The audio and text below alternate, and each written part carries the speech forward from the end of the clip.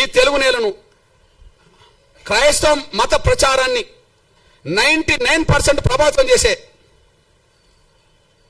పెద్ద పెద్ద ఫాదర్ల పేరు, పాస్టర్ల పేరు, బ్రదర్స్ పేరు మీకు చదివి వినిపిస్తా.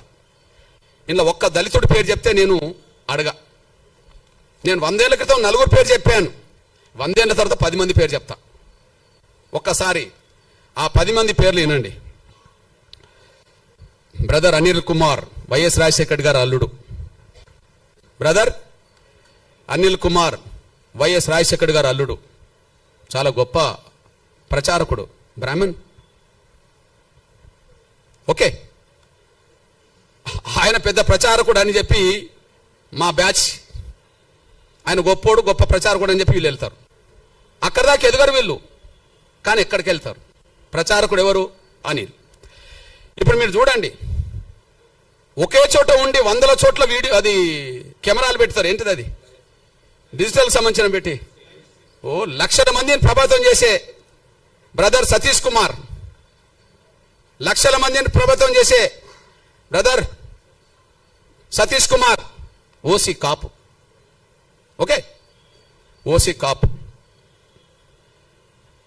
బ్రదర్ కే పాల్ ప్రపంచ సువార్థికుడే, మనందరూ తెలుసు. ఇక్కడ నుంచి ప్రపంచ దేశాలకు ప్రభావితం చేసే వ్యక్తి, Kapu. Okay, brother John Wesley, brother రాజమండ్రికి చెందిన జాన్ వెస్లీ, ఇతను మన మంగళి సోదరుడు, చాలా ప్రభావితం చేస్తున్నాడు, BC. Vijay Paul Reddy, brother Vijay Paul Reddy చాలా ప్రభావితం చేస్తున్నాడు. Jayaprakash Paul Brahmana, Jayaprakash Paul Brahmana. Shyam Kishore, pastor Shyam Kishore OC Kamma. Okay, OC Kamma. Sipan Paul, pastor PJ Sipan Paul OC Brahmana. Hosanna ministries John Wesley Kapu. Pastor Salem Raj BC, pastor Shalim Raj BC. మా దళితుడు ఎక్కడున్నాడో నాకు అర్థమే అవుతలేడు. వీళ్ళు ఈ తెలుగు నేల మీద క్రైస్తవ మత ప్రచారకులుగా వాళ్ళు దేశంలో అంతర్జాతీయ స్థాయిలో పేరు తెచ్చుకుంటున్నారు. వాళ్ళని నమ్మి సమానత్వం ఉన్నదని చెప్పి వీళ్ళు భక్తులుగా పోతున్నారు. ఇప్పుడు ఈ ప్రచారం చేసిన వాళ్లకు, ఈ మతంలో చేరండి, మతం గొప్పదని చెప్తున్న వాళ్లకు 1950 ఆర్డర్ వర్తించదు. 1950 ఆర్డర్ వర్తించదు. వాళ్ళ కులం వాళ్ళ కులంగానే ఉంటుంది. వాళ్ళ కులం వాళ్ళు బ్రాహ్మణ కులమే, వాళ్ళు ఓసీలే. వాళ్ళు కమ్మ కులమే, వాళ్ళు ఓసీలే.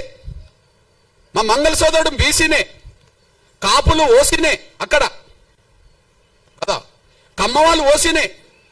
ఈ ఆర్డర్ వాళ్ళకేం వర్తించదు. ఎవరైతే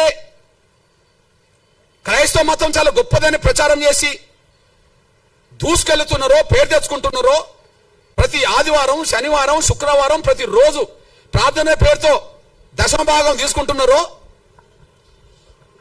ప్రార్థనల పేరుతో దశమ భాగం కోరుతున్నారో, అసలు దశమ భాగం ఇవ్వకపోతే కూడా దేవుడు అంగీకరించాడని చెప్పి మన భయభ్రాంతులు గురి చేస్తున్నారో, వాళ్లకు ఈ ఆర్టికల్, ఈ రాష్ట్రపతి 1950కి సంబంధించిన ఆర్డర్ వర్తించదు. ఆర్డరు మేము గొర్రెలం కదా, వర్తిస్తుంది. దళితులు వాళ్ళు గొర్రెలాగా భావించుకుంటారు. వీళ్ళకి వర్తిస్తుంది ఆర్డర్, వాళ్ళకి వర్తించదు. మీరు చెప్పండి, ఇది వివక్షత కాదా? అసలు ఆర్డర్ రాజ్యాంగ విరుద్ధం అన్నా నేను. ఆర్టికల్ 14కు 15కు విరుద్ధం, సమానత్వ స్వేచ్ఛకు విరుద్ధం, ఆర్టికల్ 25కు విరుద్ధం, మత స్వేచ్ఛకు విరుద్ధం. అంటే బ్రాహ్మణులు మాత్రం క్రైస్తవ మతం పుచ్చుకోండి అంటే ప్రచారం చేయవచ్చునా? కాపులు, కమ్మోళ్ళు, రెడ్డోళ్ళు క్రైస్తవ మతం పుచ్చుకోండి, ఇందులో గొప్ప ధర్మం ఉంటే ప్రచారం చేయవచ్చునా? దశమభాగం పేరుతో వాళ్ళు బాగా వెనుకేసుకోవచ్చునా? దళితులు మాత్రం మతం మార్చుకుంటే వాళ్ళు ఎస్సీలు కాకుండా పోతారా? బ్రాహ్మణులు అయినప్పుడు, క్రైస్తవ మతం పుచ్చుకున్న వాళ్ళు బ్రాహ్మణులుగానే ఉన్నప్పుడు వాళ్ళు ఓసీలు అయినప్పుడు, క్రైస్తవ మతం పుచ్చుకున్న వాళ్ళు కమ్మోళ్ళు అయినప్పుడు వాళ్ళు ఓసీలు అయినప్పుడు, కాపులు ఓసీలు అయినప్పుడు, ఓసీలు ఉన్నప్పుడు, రెడ్లు ఓసీలు ఉన్నప్పుడు వాళ్ళకి ఈడబ్ల్యూఎస్ రిజర్వేషన్ వర్తిస్తున్నాయి కదా, వాళ్ళకి ఈడబ్ల్యూఎస్ రిజర్వేషన్ వర్తిస్తున్నాయి కదా. ఇప్పుడు ఎస్సీ ఎస్టీ యాక్ట్ వీళ్ళకి వర్తించదు, రేపు రిజర్వేషన్ వర్తించవద్దు అని అంటుండ్రు కదా. ఎస్సీ యాక్ట్ వర్తించదు, రేపు రిజర్వేషన్ కూడా వర్తించవని మీరు తీర్పులు చెప్పారు కదా ఆర్డర్ పట్టి. అంటే వాళ్ళకు రిజర్వేషన్ కూడా వర్తించవచ్చునా?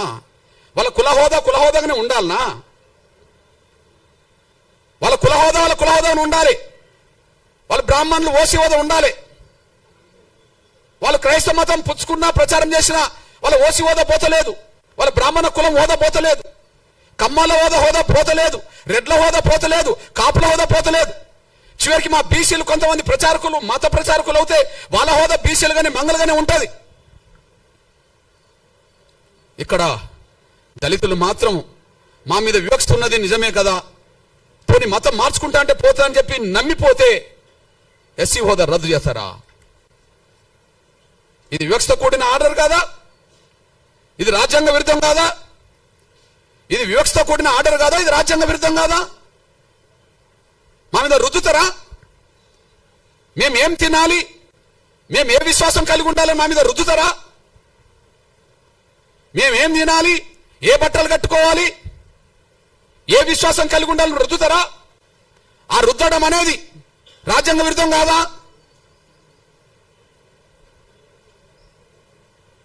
మత స్వేచ్ఛ లేదని, ఎవరు కూడా హిందూ ధర్మంలోనే ఉండాలని కుల వ్యవస్థ రద్దు చేసి ఆర్టికల్ 25 తొలగించండి, మాకు అభ్యంతరం లేదు.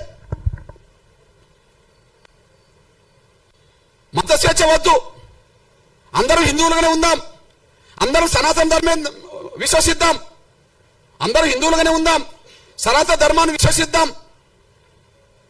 కుల వ్యవస్థ ఉండదు, కులాన్ని రద్దు చేస్తున్నామని చెప్పానండి.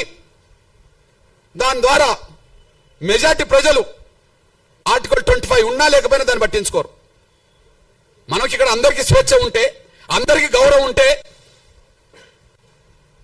ఈ మత విశ్వాసాల్లో హిందూ ధర్మంలో లేదా సనాతన ధర్మంలో ఏదో ఒక లోపం లేకపోతే, కుల వ్యవస్థను సమర్థించే వ్యవస్థ లేకపోతే ఇన్ని ఎందుకు వస్తాయి? మనం విస్తరించలేకుండా పోయినాం, కానీ వాళ్ళు విస్తరించుకుంటూ ఇక్కడికి వచ్చేశారు. ఆ విస్తరించేటప్పుడు అది కరెక్ట్ మంచిది అని చెప్పి ప్రచారం చేసింది అగ్రకులాల క్రైస్తవ ప్రచారకులే.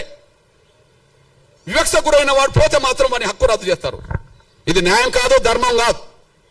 ఇది గాంధీ కుట్రలో భాగం, ఇది గాంధీ కుట్రలో భాగం. గాంధీ ప్రత్యక్షంగా ఉండి కమ్యూనల్ అవార్డు అమలు కాకుండా అడ్డుకున్నాడు. గాంధీ పరోక్షంగా ఆనాడు రాజ్యాంగ సభ చర్చల్లో దళిత క్రైస్తవులకు రిజర్వేషన్ అవసరం లేదు, మేము అందరూ సమానమే అని చెప్పి 4 క్రైస్తవ అగ్రకులాల క్రైస్తవ పెద్దలతో అలా రాయించుకున్నాడు. ఇది కుట్ర. నాటి నుంచి నేటి వరకు వివక్ష కొనసాగుతుంది. నాటి నుంచి నేటి వరకు వివక్ష కొనసాగుతుంది. ఈ నేపథ్యంలో స్పష్టం చేస్తున్నాం. పోనీ అంబేద్కర్ అభిప్రాయం స్పష్టంగా ఉన్నది. అంబేద్కర్ విలువని